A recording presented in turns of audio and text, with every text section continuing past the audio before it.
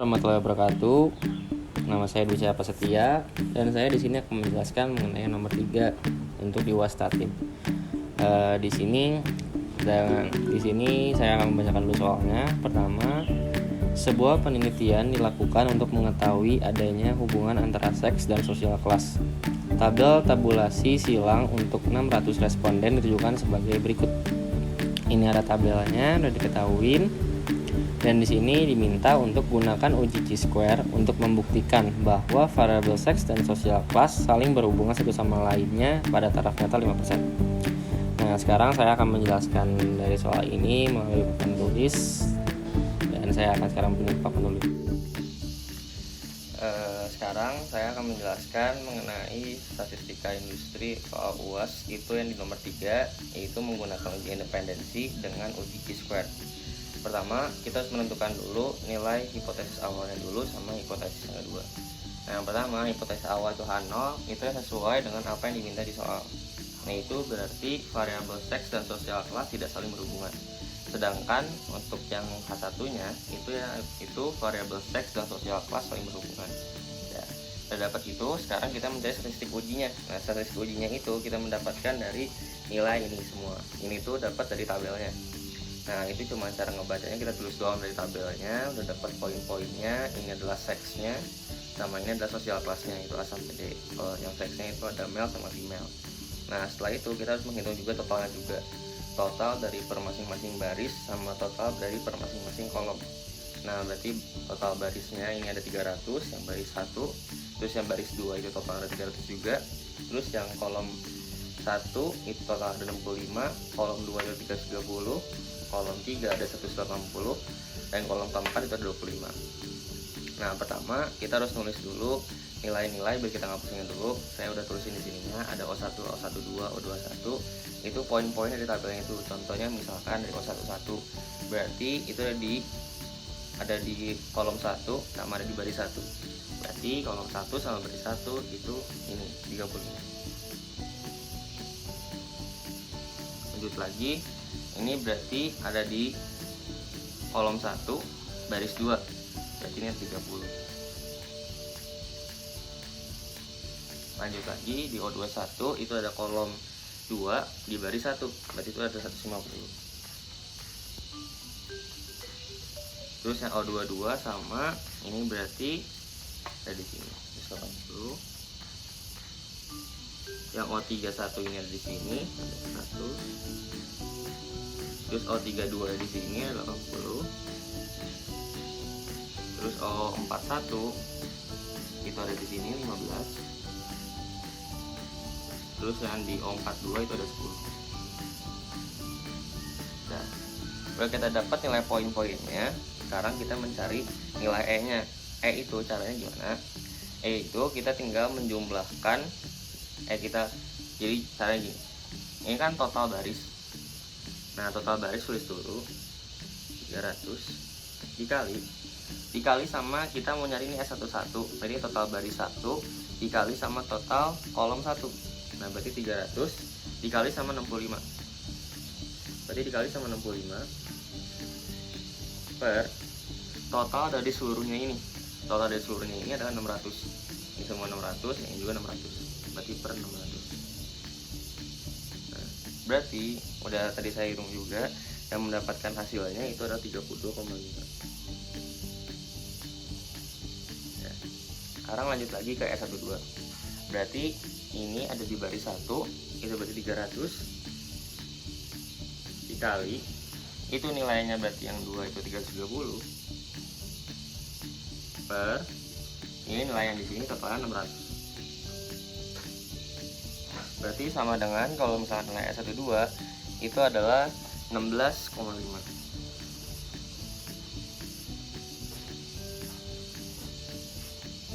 Sorry, 165. 165.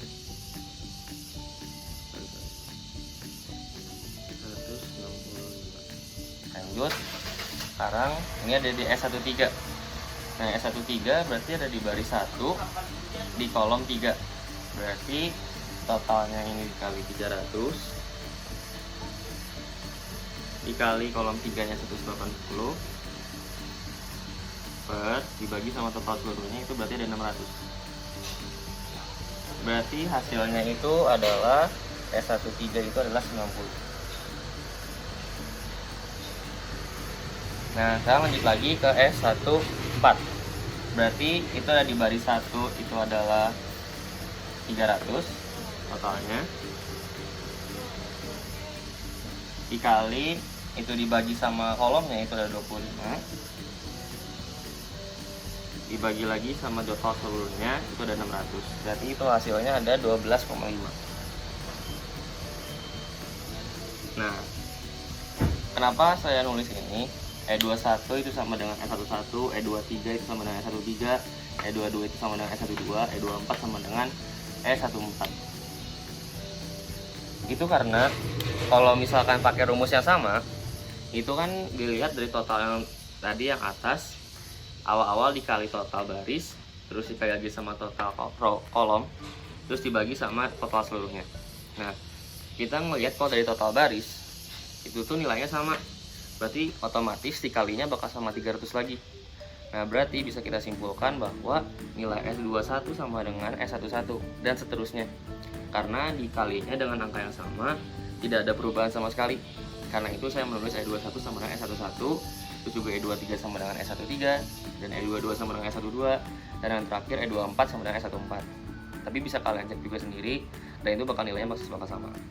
Nah, setelah itu udah kita dapat nilai E sama nilai O, kita masukin ke rumus X kuadrat. Itu yang kita pakai di uji independensi. Nah, dari sini X kuadrat sama dengan rumusnya adalah X kuadrat I1 menuju K2 dengan J sama dengan 1, yaitu J sama dengan 1 menuju ke C sama dengan 4. Dilanjut lagi, rumusnya itu adalah OIJ dikurang EIJ kurang tutup kuadrat per EIJ. Nah, pengaplikasiannya berarti kalau bisa kita lihat, misalnya kita nulis yang O11 dulu. Kita nulis yang I-nya 1, J-nya 1. Berarti O11 itu ada 35 dikurang, kalau E11 itu berarti ada 32,5 per, terus ada juga di sini EIJ-nya berarti 32,5 kuadrat. Terus ditambah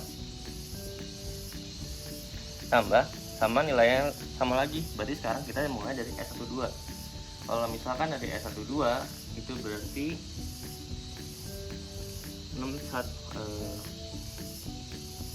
dari O12 dulu itu berarti 30 dikurangi 165 dikuadratin per 165 tambah terus sampai yang terakhir itu, yaitu berarti nilainya itu ada 10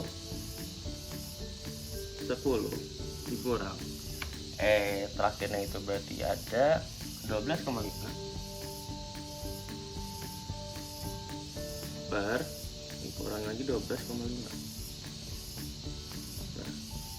Nanti ini semua udah kalian jumlahin semua, itu bakal mendapatkan hasil. Nah, hasilnya itu adalah udah tadi saya hitung, yaitu 6,334.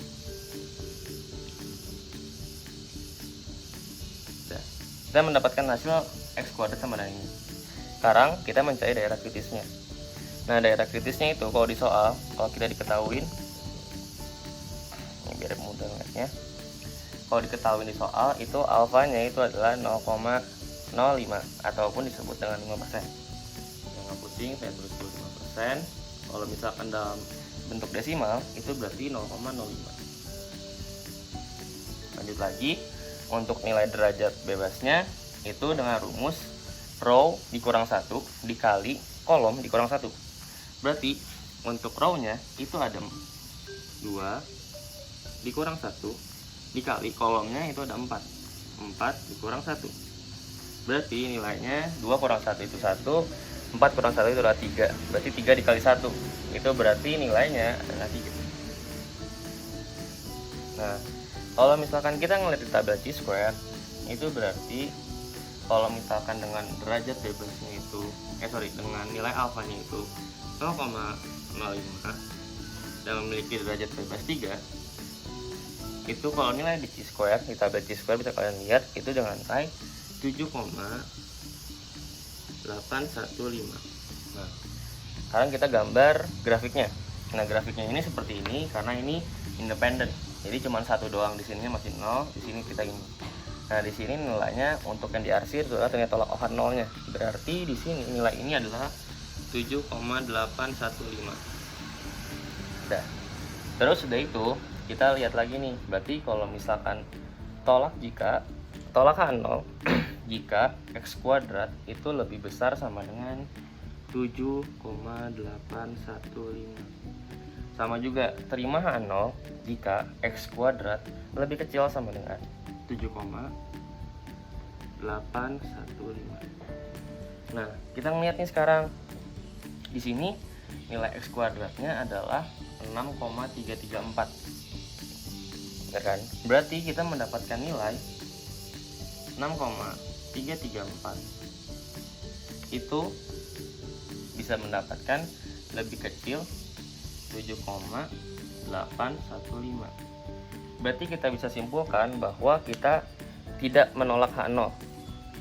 Kita tidak tolak H0. Ini kalimatnya kita ganti dulu. Tidak tolak. Kenapa kita tidak tolak? Karena di sini kita bisa simpulkan bahwa untuk taraf nyata yang memiliki 5% dengan bukti seperti ini tidak cukup bukti bahwa seks dan sosial kelas memiliki tidak saling berhubungan. Karena kita tidak cukup bukti. Karena itu kita tidak tolak. Karena kita kurang buktinya. Jadi itu kesimpulan dari nomor 3. Terima kasih atas semua. Terima kasih sudah menonton. Assalamualaikum warahmatullahi wabarakatuh.